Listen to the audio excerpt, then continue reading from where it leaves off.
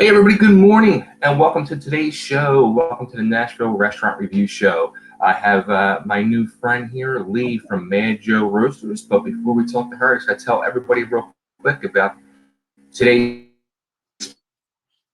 sponsor and sponsor of our shows, and they are the lifestyle apparel brand dedicated to bringing the world self-doubt. This is for the bold, the fearless, and the authentic souls who never back down and they wear it all on their sleeves. Bomb your boundaries today. Shop bombersandsleeves.com. And just so everybody knows too, since this is the Nashville Restaurant Review, Bombers and Sleeves are also out of Nashville. So we're trying to keep it all in the family here. So here she is. Here's today's guest, the one and only Lee, and it's Leah Soule from MadJo Roasters, correct? Leah. Leah.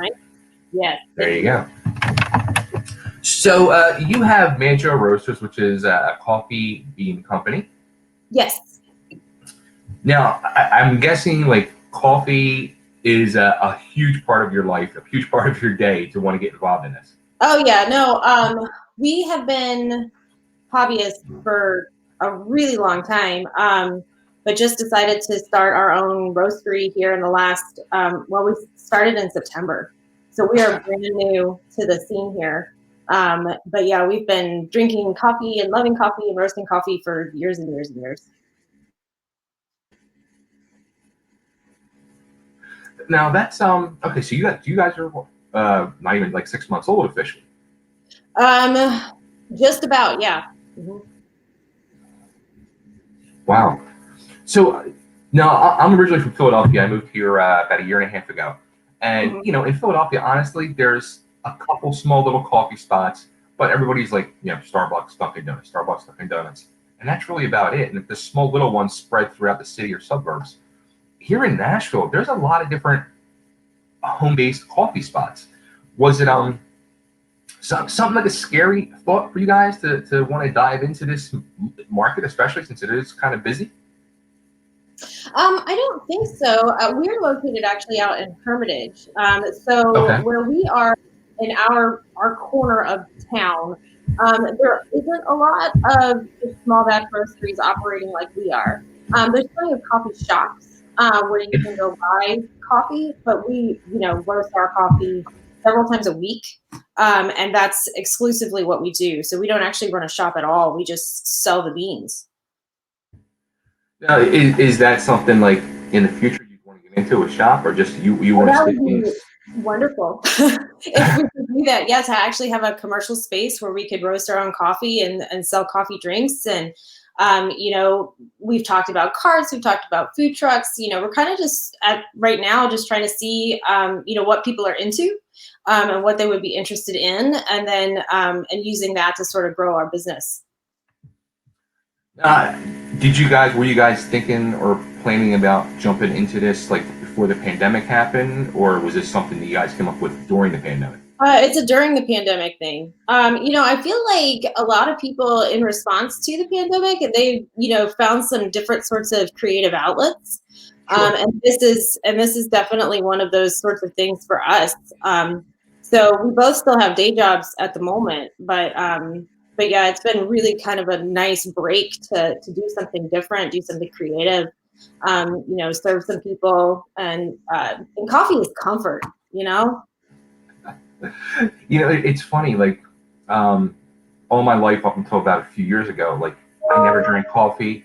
I never liked coffee, but I loved the smell of it. Like I could sit there and just smell bags of coffee, like, but then I would go to drink it. It was like, oh no, like I couldn't get it. And then like I finally like forced myself to take that leap, and now like I'm like, okay, I don't know how a human being doesn't start their day without their coffee. Yeah, no, it is definitely an acquired taste for a lot of people. But if somebody says, "Oh, I don't really like coffee," my first response is, "Well, have you had good coffee?" That's true. That's the big difference. Mm-hmm. Now, you guys, I guess you guys get the coffee beans and then you roast them. So that's like your end of the process. Yeah, so there's a couple of ways to obtain coffee beans. You can order them directly from growers, from Africa or South America, wherever they're producing. We actually buy ours from a mid-sailor because there's, issues with customs and all that kind of stuff. Sure. But they take care of that end, and then we order beans from them, and they ship them to us. And then we do the roasting. So this is actually, that's my roaster right there. When I say Wow. small batch, okay. So anyway, but yeah, we order our beans, and then we try them out at a variety of roast levels, determine which one we like best, and then go from there. Do you have like coffee tasting parties, like I in did. the house? Yeah, if we were in the middle of a pandemic, we would absolutely do that. Yeah, because at our home, we have probably about 12 different brewing methods at our house. Wow. Okay. Yeah, so all of our coffee goes through rigorous processes. But yeah, I wish that I could invite a whole bunch of people over and let's try this one as an espresso, and let's try this one as a pour over, and let's try this one as a French press, and let's see what everybody likes. How long does that whole as you guys are putting this whole plan and idea and business together, like how long did that take? Like trying to find the right ones that you wanted to call your owns to roast. It definitely takes several weeks. From ordering the coffee itself, and then you roast it. And you roast it at a few different settings, and then coffee has to rest for a couple of days before you should brew it. So really Okay. develop some of that flavor profile that you're looking for. So yeah, so then you have to roast it, then you have to let it rest, and then you have to try it in a few different ways. So yeah, so it usually takes several weeks for us to really go through and choose a new variety to go with. So we'll order, let's say 4 to 6 different Colombian beans, for example, and then go through that process for all of them. So right Wow. now we have 7 single origin varieties and a decaf. Oh Yeah, wow. yeah. So we have something for everyone at this point. Did you realize how like you're saying 7 different decafs? Did you realize when you're getting into this like how many different things there was involved in Oh, flavors no. and all that stuff? No, absolutely not. And my husband's the one who's really taken the reins on that sort of stuff. He's the one who does a lot of the research initially, and then he'll pick out what we try, and then together we determine which ones we like the best. So he's really the back behind that. Now, how about the name Mad Joe? Where did that come from? I have 2 beautiful daughters. Their names are Madeline and Jocelyn. So Okay. Mad Joe. And then, of course, it's the pun on Cup of Joe, right? Right. So that's where we ended up with the name of our coffee company. Oh, that's great. Now, Yeah, do they realize there's a coffee company named after them now? they they do, but of course, both of them are coffee. Yeah. We'll see if they change the tune later. Now, being a new business, how have you guys been getting the word of mouth out? I mean, because Yeah. that's a whole other job in itself. I mean, you have the product and now getting it out there. So how have you guys been doing it? I mean, so we have a lot of coffee loving friends, which is really, really helpful. Um, so a lot of our friends like to drink our coffee and they'll share it with other people and that sort of thing. So that's good. We also do a lot of work on social media. So we have our Facebook and our Instagram, where we post, information regularly. And we try to do a lot of, both here's how to access our coffee, and then also, balance that with these are all the reasons we love coffee, right? Right. So we do a lot of different kinds of, descriptions and educational sorts of things about coffee alongside just the self promotion as well. And then we also sell coffee at a few different kinds of venues. Okay. So, yeah, so we started selling coffee at the Nolansville Winter Market. Okay. So we're down there every Saturday. We also sell coffee at a mercantile out in Eagleville. So Okay. just, yeah, outside of Murfreesboro. And then we also sell coffee with Music Valley Handmade out by Opry. hotel. They're Okay. behind there. They sell a bunch of like handmade different types of things, and they have monthly flea markets. So we vend with them as well. So and then of course just directly. So if you send me a message, I'll bring you some coffee. Um, so anyway, but yeah, that's really it. It's just a lot of legwork, honestly. Yeah, I was going to say, so it's like, not only you guys, roasting the coffee, getting it all ready, packaging it, social media work, then you're out on the weekends doing farmers markets, flea markets. What was I going to say? Oh, like delivering it as well. Yeah, I ran. I did my Eagleville drop and my Murfreesboro run yesterday, and was in the car for about 4 hours. Wow. Yeah. So it It's probably things like that you're going to look back on in life and you're going to laugh. Like, remember when we said just yeah. load the car up and do it, and now we have trucks taking it out for Oh, us. the dream, right? Yeah.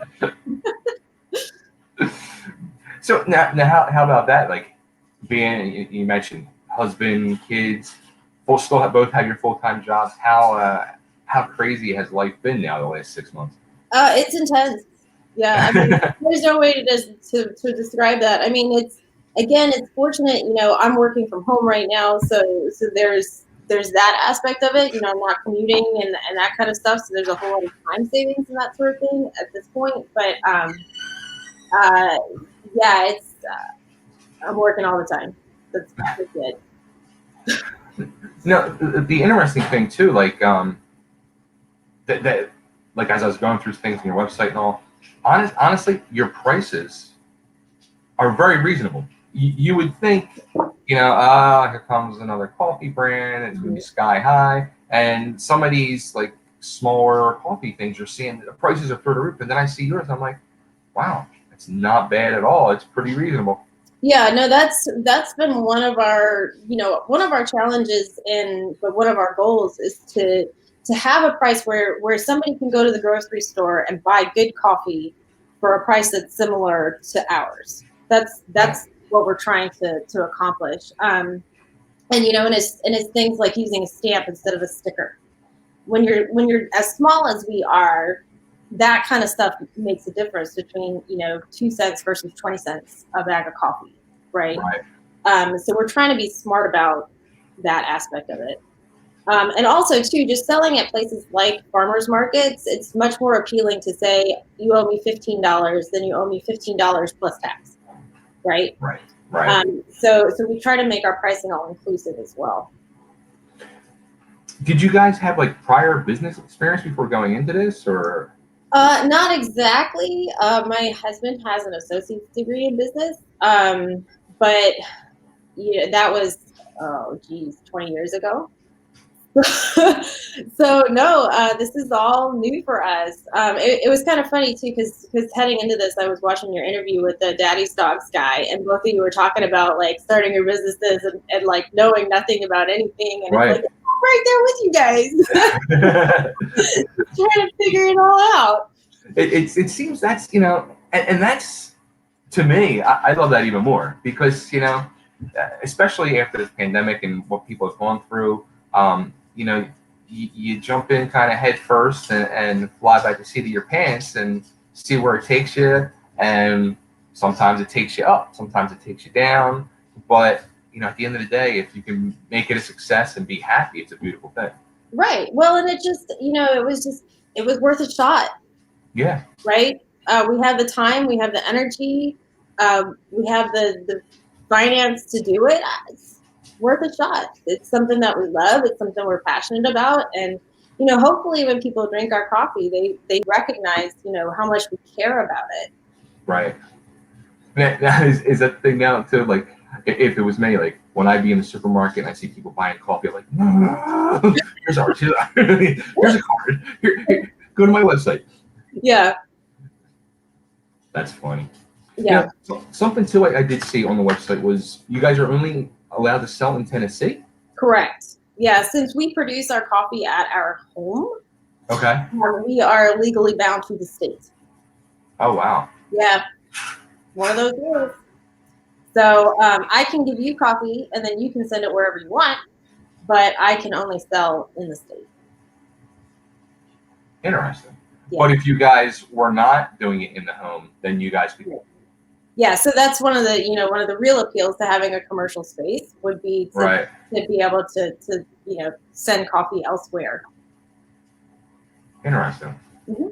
Do you think to yourself like sometimes like, let's just do commercial space and take on the world, or you're like, let's just tackle Tennessee first? We're sticking with Tennessee first. I mean, but we've done well. I think both of us have been quite surprised at how responsive people have been. So tackling Tennessee has been enough work in and of itself, I have to say. I think that's one thing I could say about Tennessee. The big difference, again, like being from Philadelphia and Pennsylvania and that tri-state area, I think the big difference that I've seen between the two is the people here in Tennessee, even though there's so many transplants, mm-hmm. they're just so supportive. Yeah. I mean, between what happened last year with the tornado and then a pandemic, people are still very supportive of each other. And I've mentioned this in a few of these interviews I've done with people from the Nashville restaurant scene. You would never truly see like people in the food industry being supportive of other competitive restaurants.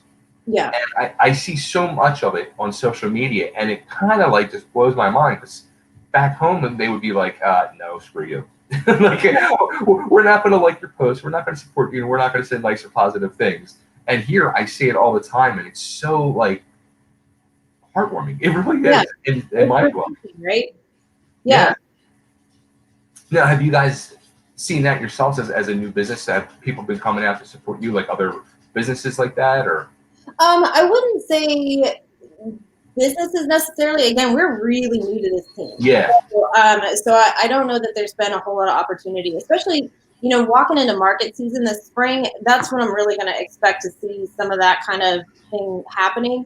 I have to say though, like going to the farmers markets. So we did Old Hickory Farmers Market last season, and right now we're doing Nolensville, and we've submitted our applications for a few more at this point. The other vendors at the markets are wonderful. It's so much fun to go there and like to meet other people who again just are like really passionate about whatever they're producing and really care about their products and that sort of stuff, and to just talk to them about what they're doing and how they're doing it, and you have whole conversations about packaging and stuff, and sure. And it's just so much fun to like engage in that way and do something different and meet with people who, again, like I said, just really care about, what they're doing. Yeah. That's got to be like I remember like I used to do like comic book shows and stuff like that, and that was like the fun part of doing that. Besides meeting people and customers and stuff like that, was like the setup time where you're getting to meet the other vendors and find out what they're doing and trade tips and secrets about your businesses and stuff like that. That's where like the real fun of that is. Right. Yeah. Now, how about like doing that with the whole pandemic? I'm guessing you've seen stuff starting to rise in attendance. Mm-hmm. I mean, it's, everybody seems to be doing pretty well with, all the markets require masks. So all vendors and participants, wear masks. They are outside, which is really cool. All of your booths are 10 by 10 spaces, and there's some distance in between you and that kind of stuff as well. So, so I definitely feel like people are doing what they're supposed to be doing. It's really nice. But yeah, it feels like people are doing what they're supposed to be doing, keeping their distance, wearing a mask. And I always keep hand sanitizer sitting out on my table anytime I go to a market too, for myself and anybody else who wants to use it, that kind of thing. So, great. So compliance has not been, especially because they're open air. It's really helpful. Nice. Okay, so the coffee itself, do you want to run down the brands and let everybody know like the different flavors you have? Okay, so like I said, we have 7. So we're single origin, which means we pick a coffee from a specific place. We don't blend our coffees. We are working on a blend currently, but we haven't completed it yet. Okay. Like I said, there's so much of a process, and you got to do ratios and decide what works with what. And anyway, so we have 7 different varieties, and we have a decaf. I'm going to start with the decaf. So we have one decaf. It's really hard to find good decaf. I don't know if you're a decaf drinker. No. Okay. Good decaf is really hard to find. The one that we have is a Colombian. It's a medium. The process is not a chemical process. It's called water process decaf. So one of the issues when you drink a decaf coffee is that like after you drink it, you get this like aftertaste, this like chemically, oh, I'm drinking decaf taste. Okay. Our coffee doesn't taste like that. It tastes like the real thing. Oh, wow. Yeah, and you know, we're big decaf drinkers. You know, we like to have a nice cup of coffee at night. You know, but we're old now, so we can't we can't drink the real stuff late. So it was very important to us to find something that we, you know, genuinely enjoyed, and our customer base seems to really like it too. Especially because, like I said, it's not something that a lot of other roasters jump on to produce a decaf. But we do, and a lot of our customers are very, very excited about that. So there's that. So the seven varieties that we have, we just started our lightest roast. I'm going to go from light to dark. Okay. Our lightest roast is an Ethiopian. This is a brand new one. It's so new. It's not even up on my website yet. Oh, wow. Yes, but it is. It's actually our highest rated coffee. So coffee is scored like wine. And you know, people taste it and they taste all the different tasting notes and they rate coffee. So this new Ethiopian we have it's a true light roast. It's our highest rated coffee. It's quite delicious. I'm not a light roast coffee drinker. It's not like so when we land one that we like, that's what we hang on to. So this one. My next lightest roast is a Panamanian coffee. It's a medium light, and it's really subtle, a little floral, but it's a medium light. So if you're not quite into that like really bright, really acidic, light roast coffee, it's nice in between. I have a couple of different medium roasts as well. I have a Colombian, which is when I think of what a cup of coffee should taste like, that's my Colombian coffee. You know, this is the coffee I want to wake up and drink in the morning at breakfast. I have a Brazilian medium coffee. The Brazilian coffee that we have is a dry roast coffee, dry process coffee, excuse me. Which means that instead of washing the fruit off the coffee bean, they actually let it dry in the sun. And it carries with it a sort of like fermented kind of taste because of that fruit that was left on the coffee bean. The Brazil coffee, it's really a nice coffee. It's a medium. It's mild. So if you can't deal with the acid, because a lot of people, you know, your stomach, you don't want to drink a whole lot because it's too acidic. The Brazil is really a nice coffee because it doesn't do that. It's much milder. I have a medium Guatemalan coffee, and my Guatemalan coffee is actually quite special. It is produced by a 100% woman-run co-op in Guatemala. Yeah, which is really outstanding. You know, it's very difficult for women to get into the agricultural industry down there. So the place we order coffee from specifically addresses women producers. It is a delightful coffee. It's actually probably at this point our best seller. It's called La Morena because it has a brown sugar sort of molasses texture to it, like that's one of the finishing notes in it. So it's a very sweet. We liken it to like milk chocolate kind of flavor. Oh, wow. Okay. Yeah. And then, so those are my mediums. I have a medium dark. So I'm running the spectrum here. My medium dark is a Tanzanian coffee. And so, like I said, my La Morena is sort of a milk chocolate. My Tanzanian coffee is sort of a semi-sweet. right? It's got this wonderful, like, luscious chocolate flavor. So, like, if you go and get some chocolate chips, if you're gonna make chocolate chip cookies, that bittersweet taste, Yeah. yeah, that's what you're looking at. And then my last coffee at my truest, darkest roast is a Sumatran. And it's everything you'd expect a Sumatran to be, just bold and smooth and dark and just, very, very nice. So if you're a dark coffee drinker, that's always my recommendation. As you were going through all this, I'm thinking the thing that kept popping in my head was like, as you guys were getting ready to do this, and you're going through and you're getting everything picked out, when you launched, did you just look at each other and said, like, we're really doing this? We're really going to do Oh, this? yeah. And I kind of feel that way just about every day. Running coffee yesterday. I mean, I delivered close to 40 bags of coffee yesterday.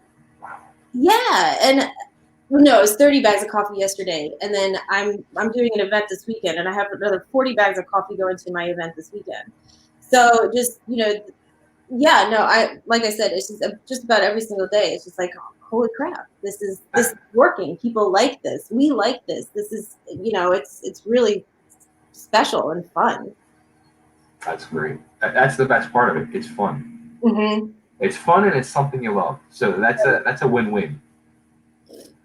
So where's the best place we should send everybody to get the coffee or to come out to buy it in person? Well, if you want to come get some coffee tomorrow, I will be at the Music Valley Flea. That's the Music Valley event. That's tomorrow. So that's right behind Opry, over by the Fiddler's Inn. There's a plaza back there. And so it was going to be an outdoor event. They have changed it into an indoor event, but of course, still COVID protocol, just fine. And so it's again, like I said, it's a flea market, so it's all handmade, direct vendor items, kind of stuff. So if you wanted to get some coffee from me tomorrow, that is where I will be from 10 to 4. Okay. If you live on my end of town, if you're in the Donaldson, Hermitage, Old Hickory, Mount Juliet area, I can get you coffee anytime. I do run a South Nashville run every month. Yeah, once a month. We're also at the Nolensville Farmers Market on Saturdays. So we won't be there this Saturday because I'll be at the flea market instead. But after this Saturday, we'll be there. Great. Yes. And also, too, so everybody knows, thanks to you guys, you're going to do a contest with us where we're going to launch in a little while on our Instagram. Mm-hmm. Everybody can see it, and it's going to run for 24 hours. I guess I got to send the details over. I realized that's I'm like, oh, I never sent that over. But yeah, we're going to be giving away some coffee. Yes, we'll be giving away some coffee. Yeah, it's going to be fun. Yeah. So I want to thank you for doing this, and one of these days I'm going to have to come out to one of these farmers markets and meet you. Yeah, well, and like I said, if you're anywhere near Hermitage, just let me know, and we'll hook you right up. Great, sounds like a plan. All right. Thank you again, and everybody, check them out, MadJoRoasters.com. Like them on Facebook, Instagram. Support your local businesses, especially brand new ones like this starting up. Show them some love, people. Thank you very much for having us today. Absolutely, thank you so much, and like I said, I'll send you some details over soon. All right, great. Thank you.